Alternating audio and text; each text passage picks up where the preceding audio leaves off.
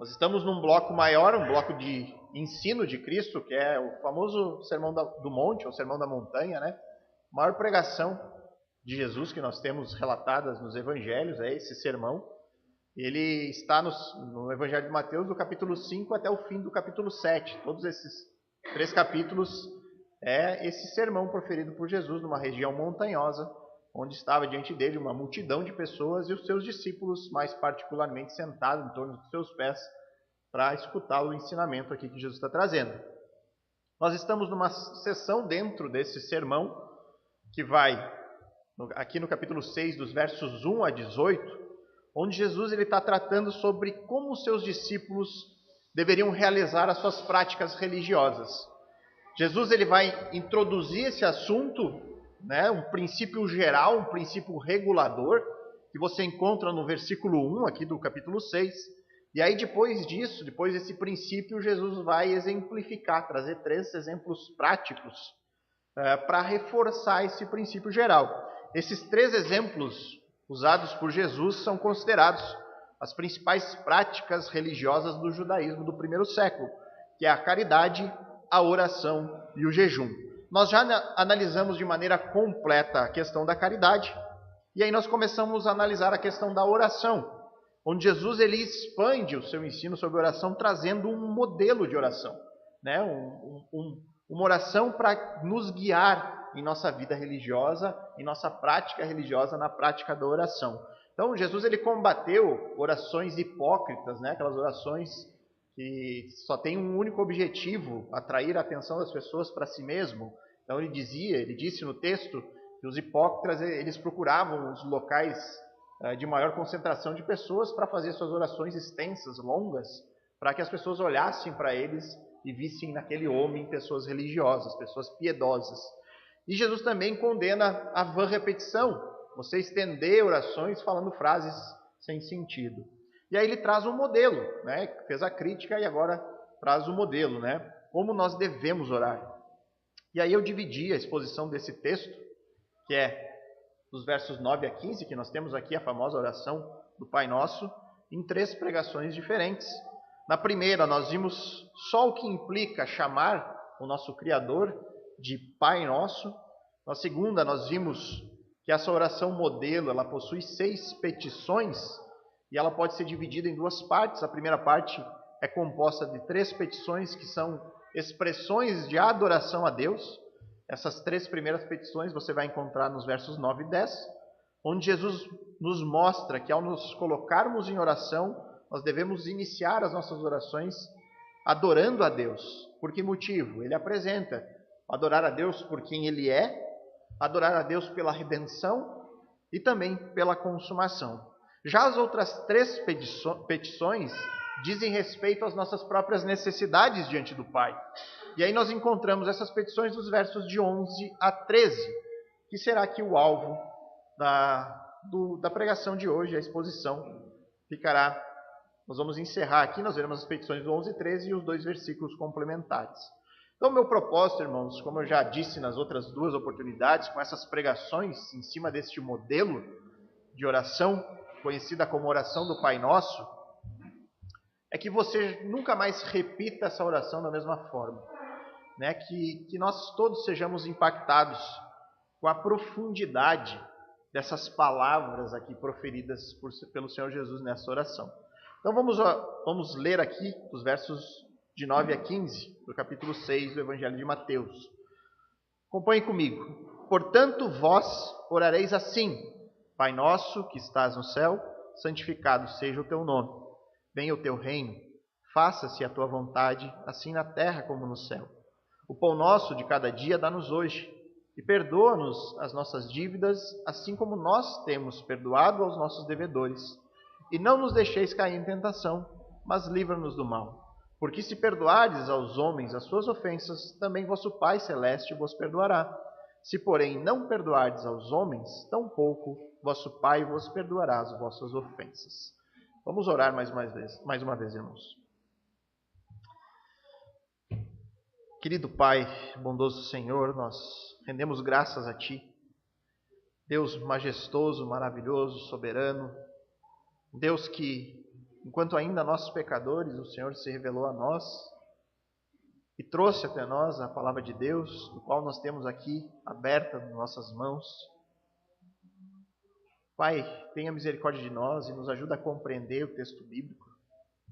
Nos ajuda a realmente que esse texto se torne verdade em nossas vidas, que a gente possa compreender por meio dessa oração modelo apresentada por Cristo, que a gente possa usá-la para nos guiar em nossa vida de oração, que a gente possa retirar dela, Senhor, toda a preciosidade do ensino aqui, para que a gente possa, no nosso dia a dia, prestar orações inspiradas por Ti diante do Pai.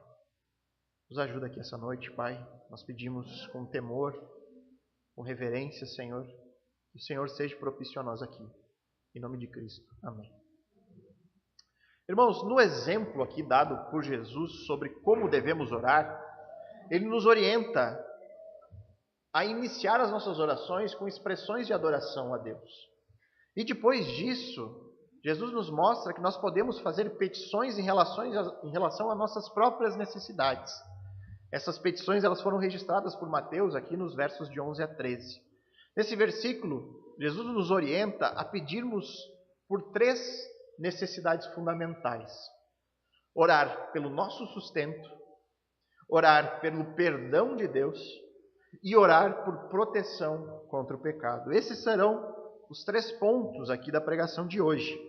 Os 3 motivos pelo qual Jesus nos orienta a orarmos a Deus pelas nossas necessidades. Vamos então tratar da primeira petição. Jesus disse que nós devemos pedir a Deus pelo nosso sustento. No verso 11 ali, ele diz: o pão nosso de cada dia dá-nos hoje. Aparentemente, irmãos, o versículo 11, ele não carece de muitas explicações. Parece ser uma petição bastante clara. Eu creio que todos nós, ao lermos o texto, não temos grandes dificuldades. Porém, o que Jesus está orando aqui é pelo pão de cada dia. Isso não é tão simples se nós analisarmos o texto. Nós podemos questionar primeiramente qual o sentido de pão aqui. O que será que Jesus está querendo dizer com o pão? Essa é uma questão já que pode nos levar a procurar o sentido dessas palavras. A construção gramatical também do pedido ela é interessante. Ela fala de um pão que é dado por Deus diariamente, o pão nosso de cada dia, dá-nos hoje desse pão diário. Então essa expressão, o pão de cada dia, se nós formos olharmos lá no original, no idioma no grego, ela é uma palavra que você não encontra em nenhum outro lugar do Novo Testamento. Você só encontra ela aqui em Mateus e no relato de Lucas, dessa mesma oração modelo. Você só encontra essa expressão nesses 2 lugares. E por isso, irmãos, para vocês terem uma ideia, muitos pais da igreja, quem são os pais da igreja que a gente chama? São aqueles homens que guiaram a fé cristã no período imediatamente depois dos apóstolos. Então aqueles homens, muitos andaram com os apóstolos, e os apóstolos morreram, e esses homens prosseguiram com a fé cristã. Nós chamamos, no estudo teológico, de pais da igreja. Muitos desses pais, eles interpretaram esse texto de uma maneira um pouco diferente. Alguns diziam que esse pão nosso de cada dia se referia à ceia do Senhor. Outros ainda diziam que o pão nosso de cada dia, Jesus estava se referindo da palavra de Deus, como um alimento que deveria ser necessitado todos os dias. Porém, irmãos, é bastante difícil nós sustentarmos essas interpretações desses pais à luz do texto em si. Se você pegar o próprio contexto da oração, Jesus está nos mostrando petições que nós devemos fazer em relação às nossas próprias necessidades. E aí o pão, ele se apresenta como uma necessidade fundamental do nosso sustento diário. Uma das regras de interpretação da Bíblia é você sempre procurar a interpretação mais óbvia, mais fácil do texto, e não tentar espiritualizar nada. Para mim, tem uma tradução mais moderna aí da Bíblia, que é a NVT, muitos irmãos aqui já possuem ela, que para mim ela acerta no alvo em relação à ideia original. Ela traz o texto assim: dá-nos hoje o pão para este dia. Ela traz apenas isso. Jesus está nos ensinando aqui a orarmos pelo nosso sustento diário. Ou seja, que a gente viva um dia de cada vez. na dependência do Senhor. E aqui, meus irmãos, veja a necessidade que nós temos em entender o que nós estamos orando. Nós comentamos nas outras oportunidades quantas pessoas oram o Pai Nosso de uma maneira automática, sem prestar atenção ou sem ter o entendimento do que de fato está falando. Quantas e quantas pessoas oram essas palavras que foram ensinadas como um modelo de oração por Jesus, oram o Pai Nosso, mas não fazem ideia do peso que é essa petição. Se essas pessoas entendessem o que significa orar, o pão nosso de cada dia dá-nos hoje, eu duvido que a maioria repetisse isso aqui diante de Deus.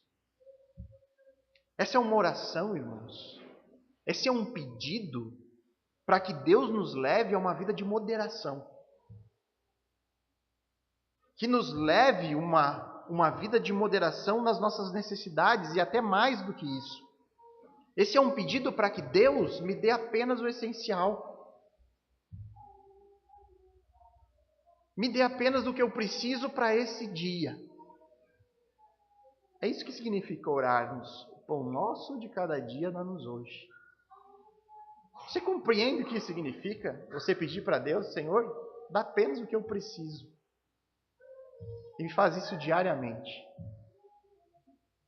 Esse é um pedido que é muito parecido com o que foi feito por Agur, em Provérbios 30, versos 7 e 9. Ele diz assim numa oração: ó Deus, eu te peço 2 favores, conceda-os antes que eu morra. Primeiro, ajuda-me a ficar longe da falsidade e da mentira. Segundo, não me des nem pobreza, nem riqueza. Dá-me apenas o que for necessário. Pois se eu ficar rico, pode ser que eu te negue e diga, quem é o Senhor? E se eu for pobre demais, pode ser que eu roube e com isso desonre o seu nome. Quando você ora, o pão nosso de cada dia dá-nos hoje, você está dizendo exatamente isso aqui para Deus. Senhor, me dá o pão diário, me dá o sustento diário, me afasta da riqueza e me afasta da pobreza. Eu não quero ter demais, para que eu não venha te negar por isso. Tendo demais, eu me ensoberbeça com isso, eu me ache autossuficiente, e com isso eu possa negar o Senhor na minha vida, não querer mais o Senhor para mim. Ou se eu for pobre demais e eu não tiver o pão diário, eu posso ter que roubar para conseguir esse sustento, e com isso eu te negarei também. Quem realmente quer isso, irmãos? Quem realmente quer viver um dia de cada vez? Quem que realmente não quer ter uma segurança extra para todos os outros dias? E ainda mais, irmãos, pense em quantas pessoas, sabendo disso, tendo a plena consciência do que significa pedir a Deus o pão nosso de cada dia, vão continuar fazendo esse tipo de oração. Mas olhem a preciosidade do ensino de Cristo. E olhem o quão longe isso está da grande parte dos ensinos trazidos na maioria das igrejas evangélicas pelo mundo afora. É realmente raro você encontrar uma igreja que não ensine que você tem que pedir as bênçãos de Deus, que não ensine prosperidade. Pelo contrário, normalmente você vai escutar numa igreja evangélica, seja específico no seu pedido. Peça o carro que você quer. Peça a promoção para o seu emprego. Peça pelo sucesso. Determine isso na sua vida. E aí você vê Jesus, o Deus encarnado, dizendo para os seus discípulos, quando vocês forem orar, peçam pelo essencial. Peçam pelo fundamental. Mas pastor, o pai não se alegra em ver a prosperidade dos seus filhos? Pastor, tu acha que Deus não se alegra em ver os seus filhos prósperos? Irmãos, a Bíblia é clara. Ela diz que a vontade de Deus para os seus filhos é sempre boa, perfeita e agradável. Mas o fundamental que nós precisamos entender é que, acima de tudo, a vontade de Deus é santa, mas a nossa não é. A nossa vontade não é santa. O risco da abundância de recursos foi dito em Provérbios. Pode ser que na riqueza a gente venha negar o Senhor. Em diversas oportunidades, Jesus vai dizer isso no Novo Testamento. Existe um risco muito grande em meio à riqueza. Jesus vai pregar sobre isso na sequência do Sermão do Monte. Talvez, irmãos, nas suas orações, você queira muito uma promoção no seu trabalho, um emprego que lhe pague melhor.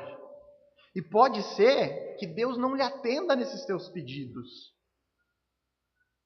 E talvez isso aconteça porque Ele sabe o que de fato você precisa.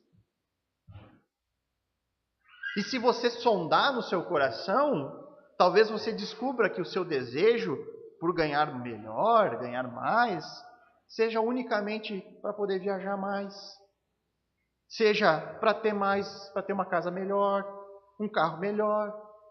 Mas pode ser que esses desejos, que não são ruins, irmãos, eu não estou dizendo que é ruim desejar essas coisas, mas pode ser que esses desejos te afastem dos desejos que Deus tem para você. Então a prioridade de Deus é o seu reino. A prioridade de Deus é conduzir os seus filhos para este reino que Ele introduziu por meio do Messias e que é um reino eterno. E nisso nós devemos admitir que nós, irmãos, somos inclinados a tentar construir os nossos próprios reinos neste mundo. Irmãos, não sejamos hipócritas. Nós não nos contentamos apenas com as nossas necessidades diárias sendo supridas. Nós naturalmente queremos mais. Nós estabelecemos o nosso próprio padrão de necessidade. O que nós achamos que precisamos. E nisso a gente deve ser sincero, irmãos. Nós não nos contentamos com o pão diário para nos alimentar. Nós queremos o croissant de chocolate de todo dia. Nós queremos construir os nossos próprios impérios. Nós queremos ter tranquilidade financeira. Nós queremos programar a nossa aposentadoria. Nós queremos deixar herança aos nossos filhos. E eu não estou dizendo que isso é errado, ruim, nem menos pecaminoso. Porém, nós temos que estar cientes do risco. Esse é o ensino de Cristo. Ele alerta contra os perigos disso. O risco está no fato de você passar a buscar essas coisas antes de cuidar daquilo que realmente importa. Buscar tesouros aqui na terra, ao invés de construir tesouros no céu. Buscar o seu próprio reino, ao invés de buscar o reino de Deus. Orar pelo sustento diário nos faz mais dependentes de Deus. Nos faz mais satisfeitos e contentes. Porque se Deus tem me dado mais do que eu preciso para esse dia, isso me leva a ter ainda mais gratidão a Ele. Eu não fico infeliz porque eu não tenho aquilo que eu desejo. Eu olho e vejo que eu tenho mais do que eu preciso para esse dia. E aí eu sou levado a adorá-lo. E não a resmungar contra o Deus que não me dá as coisas que eu quero. Se Deus tem me dado mais do que eu preciso, Deus também está me dando a oportunidade de eu exercer de misericórdia com os outros. E como nós temos muitos pais de família aqui, muitas mães, fica uma aplicação prática para todos nós. Ensine desde já os seus filhos a viverem na dependência diária do Senhor. Mas não faça isso só com palavra. Mas que eles vejam nas suas vidas pessoas que vivem em busca do reino de Deus e não vivem só para construir seus próprios reinos nesse mundo. Ensinem o contentamento para os seus filhos. Diga não para eles quando necessário.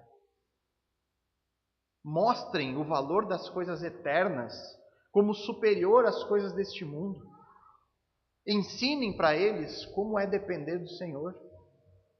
E façam isso diariamente com seus próprios exemplos.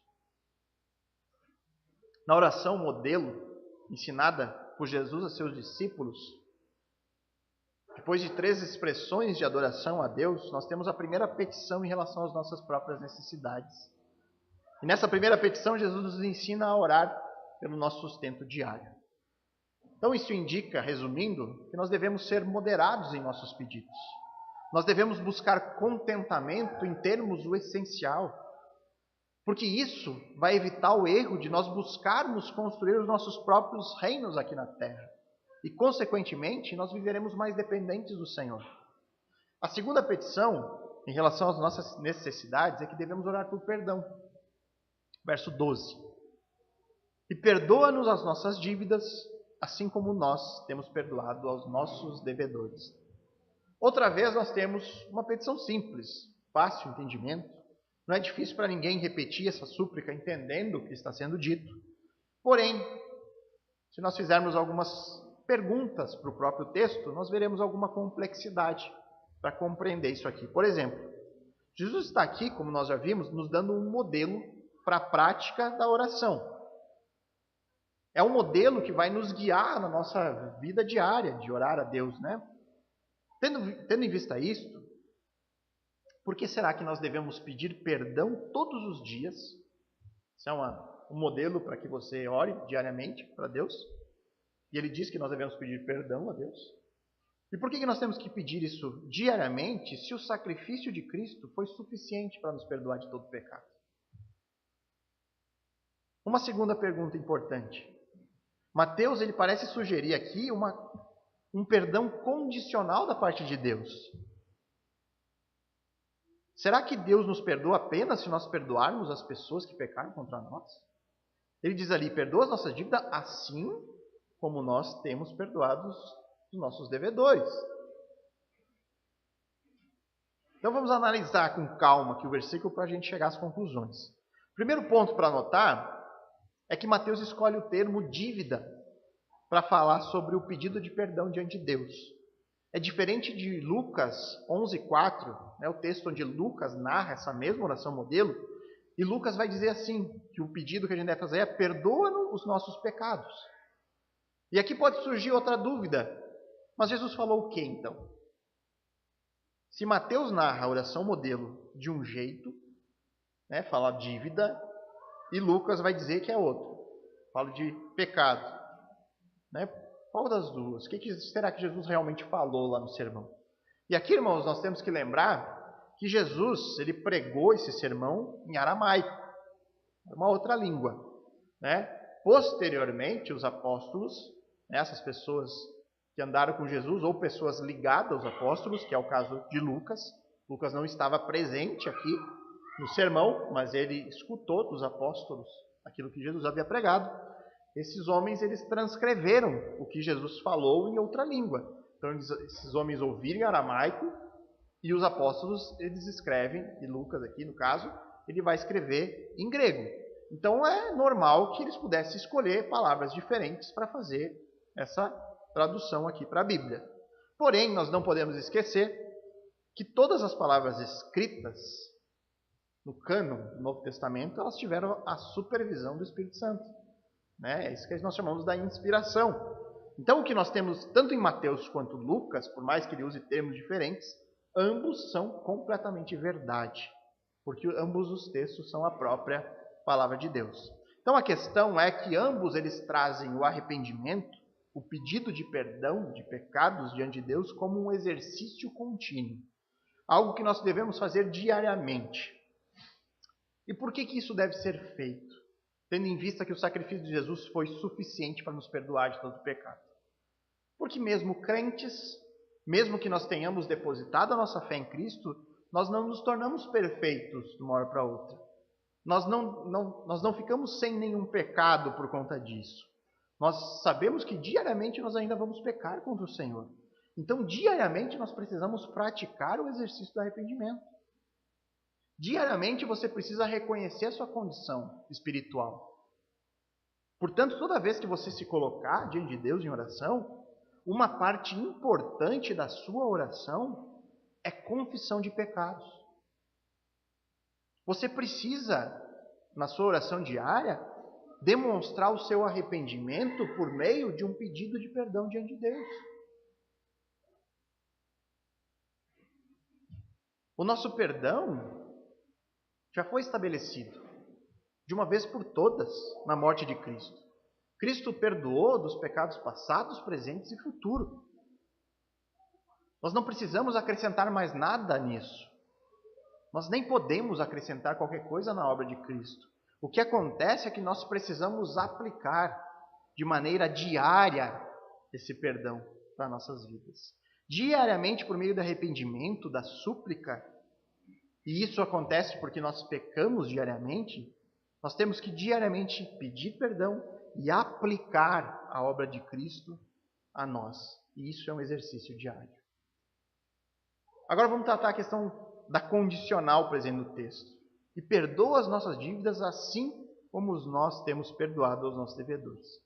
E aqui eu vou acrescentar os versos 14 e 15, que diz ali: porque se perdoardes aos homens as suas ofensas, também vosso Pai Celeste vos perdoará. Se, porém, não perdoardes aos homens, tampouco vosso Pai vos perdoará as vossas ofensas. Fica ainda mais forte, né, a questão condicional. Deus nos perdoa se perdoarmos os que nos ofendem. O problema, irmãos, é que se existir essa ação condicional aqui, então Jesus está dizendo que o perdão que nós executamos em relação aos outros, esse perdão, ele move Deus na direção do nosso perdão. Seria como afirmar que existe outro caminho para nós conseguirmos o perdão de Deus que não unicamente a fé no Messias. E como explicar isso então? O que Jesus está nos mostrando não é um acréscimo condicional ao perdão dado por Deus, mas que existem duas atitudes fundamentais que demonstram um verdadeiro arrependimento, que mostram uma atitude de alguém que realmente reconheceu o seu pecado diante de Deus. A primeira atitude é a própria oração, reconhecendo e pedindo perdão. E a segunda atitude é por meio de uma ação perdoadora, né? Você se dispondo a perdoar as pessoas que lhe ofendem.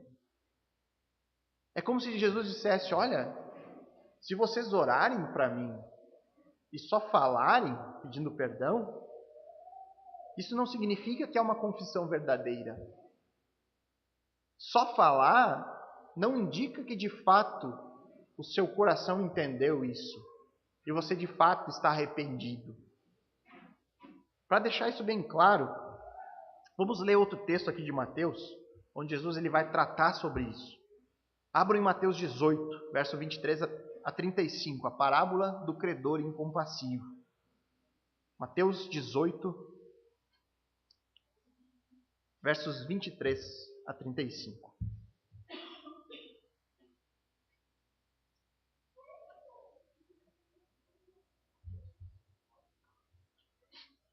Onde diz assim o texto: por isso, o reino dos céus é semelhante a um rei que resolveu ajustar contas com os seus servos.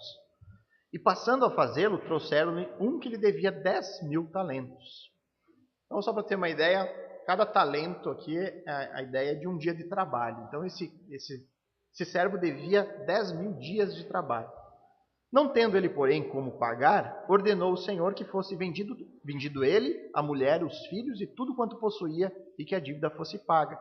Então o servo prostrou-se, reverente, e rogou: sê paciente comigo, e tudo te pagarei. E o senhor daquele servo, compadecendo-se, mandou-o embora e perdoou-lhe a dívida. Saindo, porém, aquele servo, encontrou um dos seus conservos, que lhe devia 100 denários, uma dívida muito menor. E agarrando-o, sufocava-o, dizendo: pague-me o que me deves. Então o seu conservo, caindo-lhe aos pés, lhe implorava: sê paciente comigo e te pagarei. Ele, entretanto, não quis. Antes, indo-se, o lançou na prisão até que saldasse a dívida. Vendo seus companheiros que se havia passado, entristeceram-se muito e foram relatar ao seu senhor tudo o que acontecera. Então, seu senhor, chamando-lhe, disse: servo malvado, perdoei-te aquela dívida toda porque me suplicaste? Não devias tu igualmente compadecer-se do teu conservo? Como também eu me compadeci de ti? E indignando-se o seu senhor o entregou aos verdugos até que lhe pagasse toda a dívida. Assim também meu Pai Celeste vos fará, se do íntimo não perdoardes cada um a seu irmão. Eu acho que isso esclarece bastante o ponto de Cristo aqui no sermão. O ponto de Jesus é, se você reconhece a sua pobreza espiritual, o enorme perdão que Deus lhe concedeu, a sua atitude para aqueles que te ofendem, e aí você entende que a ofensa das pessoas contra nós, ela é infinitamente menor do que a nossa ofensa diante de Deus, do Pai. Então a sua atitude com os outros é semelhante à atitude que Deus teve com você. Se Deus me perdoou de uma dívida que era impagável, o nosso pecado, nós não poderíamos jamais pagar diante de Deus a nossa dívida. Então, se Deus nos perdoou dessa dívida que nós não poderíamos pagar, como que nós devemos agir em relação com os outros que pecam contra nós ou nos ofendem de uma maneira infinitamente menor? Então, quando você se endurece, quando o seu coração se endurece em relação ao perdão aos outros, isso só demonstra que você não compreendeu de fato o perdão de Deus a você. Aquilo que Ele lhe oferece por meio de Cristo. E aqui, você pode perceber que essa é uma oração que jamais deveria ser pronunciada por um incrédulo.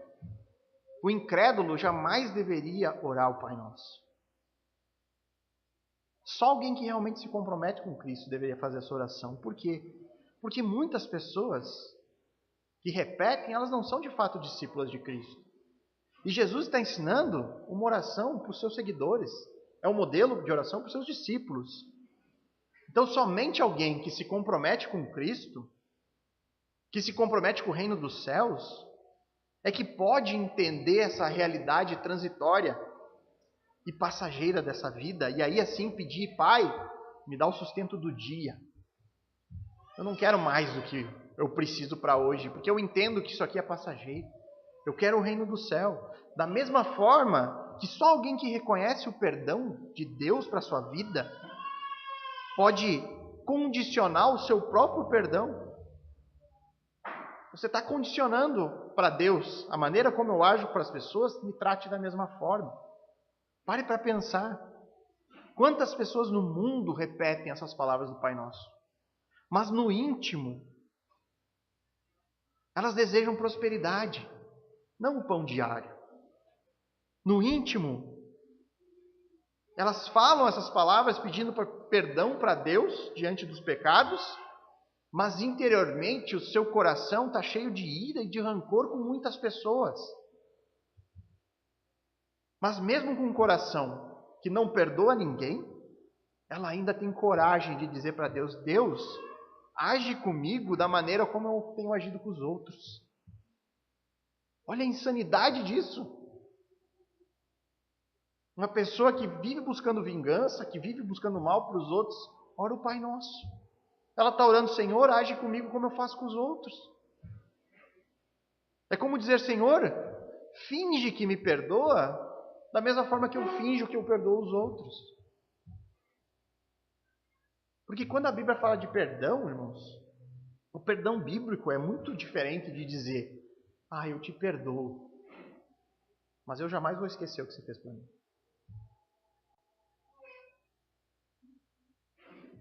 E atitudes assim são comuns, irmãos. Eu digo para você, eu te perdoo, mas eu não esqueço o que você fez. Na primeira oportunidade eu jogo na sua cara. Portanto, irmãos, quando você for orar, lembre-se de reconhecer a sua condição de pecador. Se arrependa disso. Peça perdão a Deus e faça um exercício, uma análise sobre a conduta da sua própria vida diante das pessoas que lhe ofendem. Como você tem reagido a isso? Da forma que Deus age com os seus filhos, perdoando e esquecendo? Ou você age como o mundo age, buscando a retribuição, a vingança ou guardando rancor? Esse exercício é importante, irmãos, Porque a nossa atitude diante das pessoas revela o nosso comprometimento com Cristo. Será que realmente o nosso pedido de perdão diante de Deus é honesto? Será que realmente provém de um coração regenerado? Porque eu não estou dizendo que é fácil perdoar. Eu estou dizendo que a atitude perdoadora, nos termos bíblicos, ela é exclusividade de um tipo de coração específico. Um coração que foi transformado pelo poder do Evangelho. Portanto, no seu modelo de oração, Jesus ele nos ensina a fazer petições sobre a nossa necessidade diante do Pai. Devemos orar pelo sustento diário, devemos orar pelo perdão diário. E a terceira e última petição da oração modelo de Jesus é um pedido por proteção. Verso 13. E não nos deixe cair em tentação, mas livra-nos do mal. Esse é um pedido fundamental ensinado por Jesus no seu modelo de oração. Pedir para que Deus nos proteja. Pedir para Deus nos dar forças para resistir à tentação e nos livrar do mal. Esse mal aqui, irmãos, a raiz dessa palavra é claramente uma referência ao maligno. É uma referência a Satanás. Então essa é uma petição que enaltece mais uma vez a soberania de Deus. É uma oração de alguém que sabe que mesmo nos momentos onde nós somos tentados, seja pelos nossos próprios desejos pecaminosos, seja tentado por aquilo que o mundo nos oferece, e quando eu falo mundo, eu falo do sistema que vive em rebelião contra Deus, que não considera a palavra de Deus, seja na atuação maligna de Satanás e seus demônios, né? Alguém que confia em Deus sabe que mesmo essas coisas, elas não escapam do controle de Deus. Então fazer esse tipo de petição demonstra que nós confiamos no Senhor e reconhecemos que só Ele pode nos ajudar nas nossas lutas contra o pecado. Da mesma forma que nós reconhecemos que só Ele tem poder para afastar os ataques espirituais que nós podemos sofrer por conta de ações de Satanás e seus demônios. Agora, essa é uma oração em que nós depositamos a nossa total confiança no controle soberano de Deus. Ela não significa que nós vamos deixar de fazer a nossa parte no processo, ou que isso anule a nossa responsabilidade. Eu vou dar um exemplo. Quando você ora pela sua saúde, você ora para não ficar doente, e aí você, por causa da oração, você deixa de tomar medidas para ter uma vida saudável? Não. Senhor, me livra de um câncer no pulmão, mas eu sou um fumante compulsivo. 5 carteiras por cigarro por dia. Né? Isso não faz sentido nenhum. Então você toma as medidas possíveis, aquilo que está no seu alcance, você procura manter hábitos saudáveis, porém ao mesmo tempo você reconhece a soberania, a providência de Deus em todas as coisas. Então você precisa fazer a sua parte e ao mesmo tempo confiar que Deus, Ele está no controle e Ele sabe sempre o que é melhor para nós. É a mesma coisa em relação às tentações. Eu tenho dificuldade em lutar contra o alcoolismo. E aí eu resolvo ir evangelizar as pessoas nos bares da cidade. Não faz muito sentido. Né? Você vai se colocar numa situação de risco. Fazer a sua parte, irmãos, não é contraditório e nem anula a soberania de Deus em todas as coisas. Outro erro que nós podemos cometer nisso, e aí você você pode errar nos dois extremos, né? Ou confiar demais unicamente na soberania e não fazer a sua parte, ou querer fazer a sua parte sozinho. E aqui é um erro que muitas pessoas cometem. Lutar contra o pecado com suas próprias forças. Fazer tudo por nós mesmos e aí negar o princípio de que Deus nos ajuda, que Ele nos fortalece para não cairmos em tentação. Talvez seja o maior erro das pessoas que lutam contra pecados de estimação, aqueles pecados que a pessoa não consegue se libertar. É muito comum, irmãos, ao aconselharmos pessoas que passam por esse tipo de luta, perceber que o grande problema está no fato delas estarem lutando sozinhas essa batalha. Ao você investigar o relacionamento pessoal da pessoa com Deus, você percebe que ela está lutando a sua própria batalha. Em que sentido? Não existe confiança em Deus, no poder, nos seus atributos. Não existe um relacionamento sólido com o Senhor. E à medida que você tira os olhos de si mesmo e começa no problema, do pecado em si, você começa a olhar para Deus e para o que Ele pode fazer, as coisas começam a mudar. Quando você para de querer lutar com as suas próprias forças e começa a investir aquele tempo em Deus, as nossas mentes passam a estar cheias da majestade e santidade do Pai. As nossas mentes passam a se encher de amor e de compaixão do Filho. E a consequência natural disso é que o nosso interesse pelo pecado vai diminuindo, porque o nosso interesse por Deus cresceu. Nós precisamos fazer a nossa parte nisso. Ou seja, buscar uma vida espiritual saudável.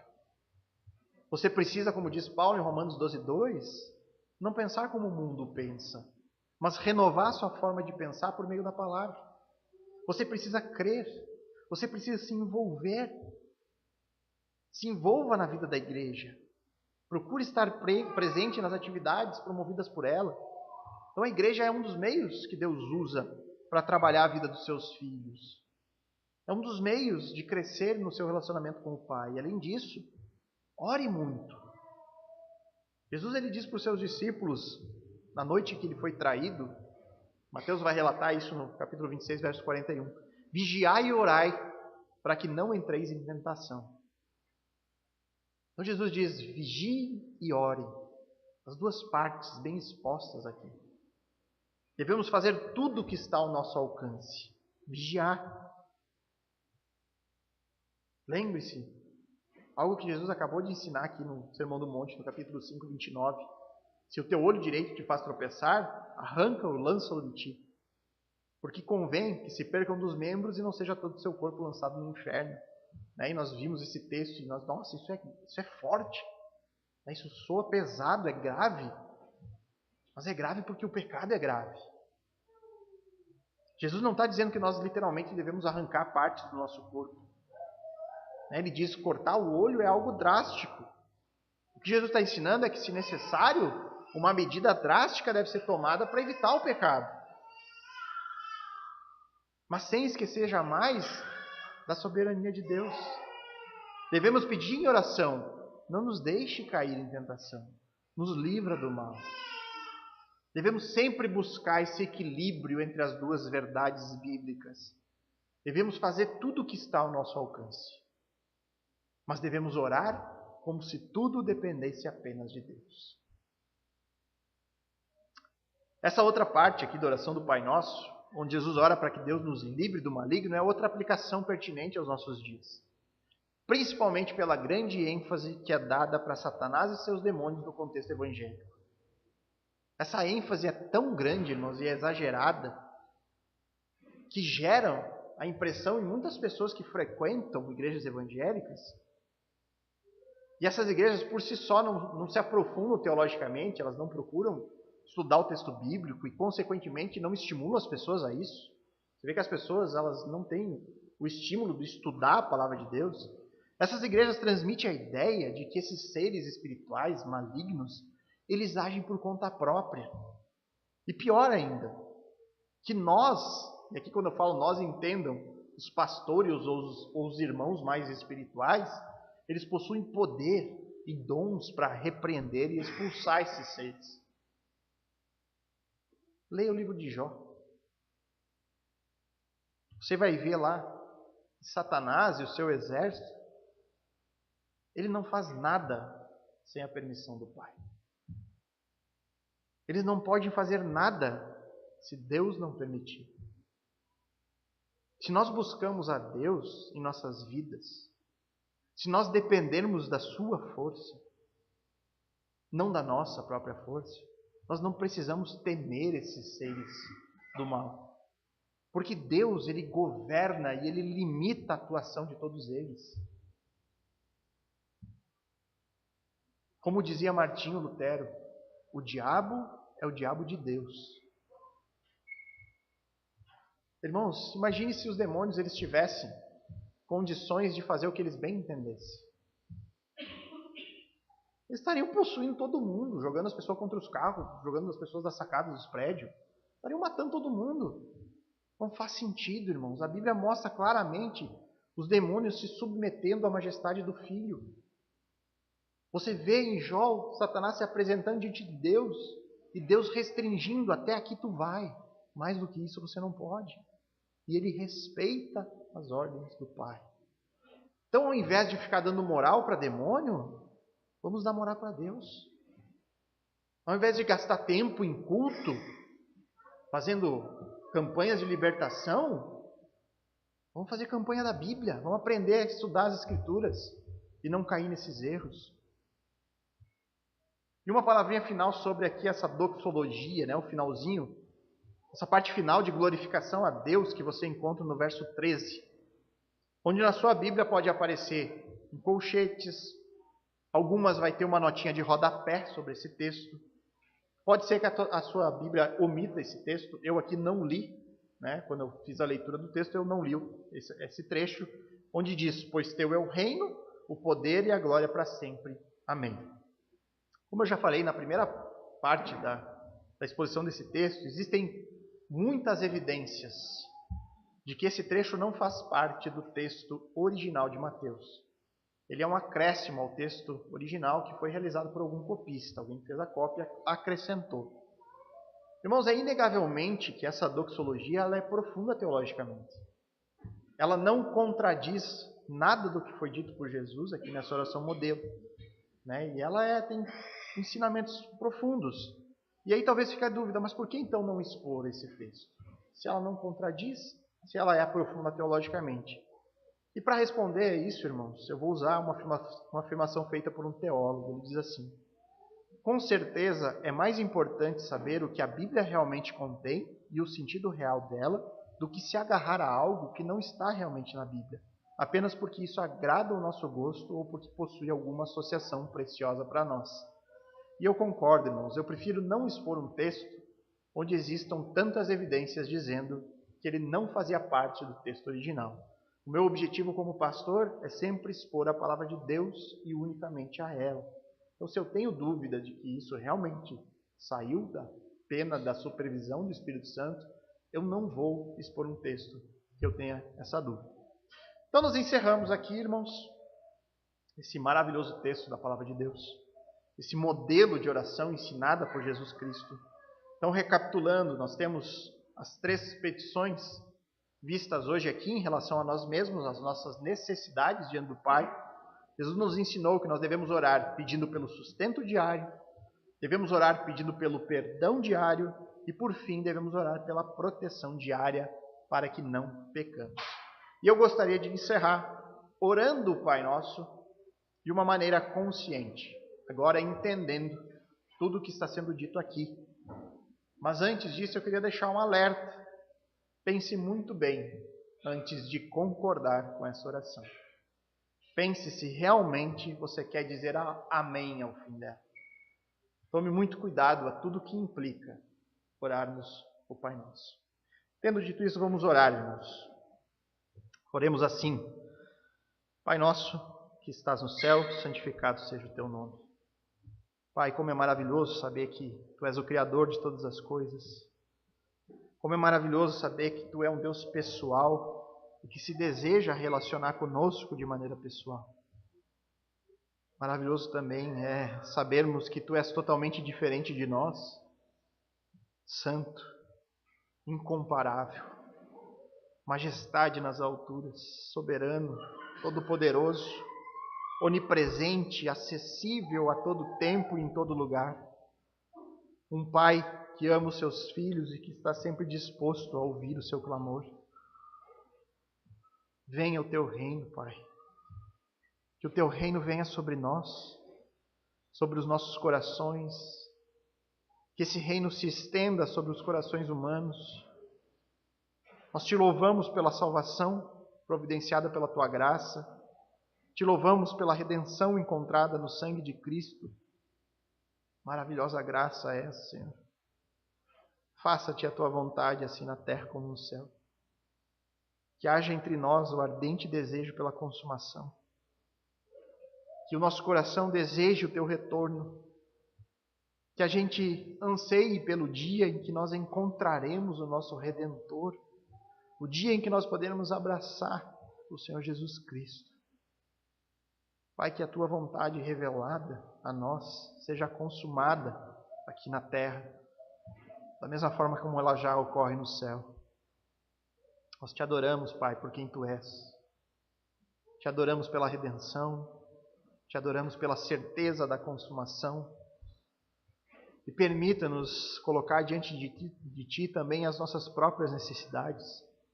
Como filhos que se achegam diante do Teu trono, diante de um Pai amoroso e que abrem o seu coração, demonstrando com isso a nossa total dependência e total fragilidade. Humildemente Te pedimos, Pai, pão nosso de cada dia dá-nos hoje.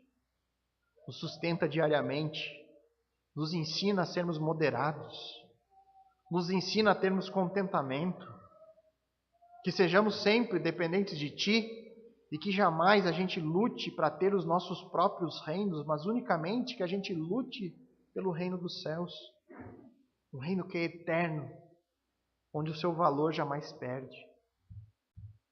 Nos afasta da riqueza e da pobreza, Pai. Nos dê apenas o necessário. E nós confiamos que Tu sabe aquilo que nós realmente precisamos. Perdoa as nossas dívidas, Senhor. Assim como nós temos perdoado aos nossos devedores. Perdoa, Pai, os nossos pecados. Nós reconhecemos diante de Ti a nossa condição como pecadores que carecem da Tua misericórdia diária. Que a gente viva diante dessa perspectiva e que essa perspectiva reflita nos nossos relacionamentos pessoais, sendo pessoas misericordiosas e perdoadoras. Se nós não estamos agindo assim, Senhor, nos discipline amorosamente como filhos e nos ensine a agir de maneira diferente. Por fim, Pai, não nos deixe cair em tentação, mas livra-nos do mal. Nos protege, nos sustenta, nos dê forças para lutar contra as tentações que são muitas e nos livra dos ataques malignos que nos sobrevêm constantemente. Pai, que a nossa confiança esteja toda em Ti. Que a gente confie nessa obra que um dia o Senhor iniciou em nossa vida e que um dia certamente completará, nos livrando totalmente do nosso próprio pecado. Nós oramos em nome de Jesus. Amém.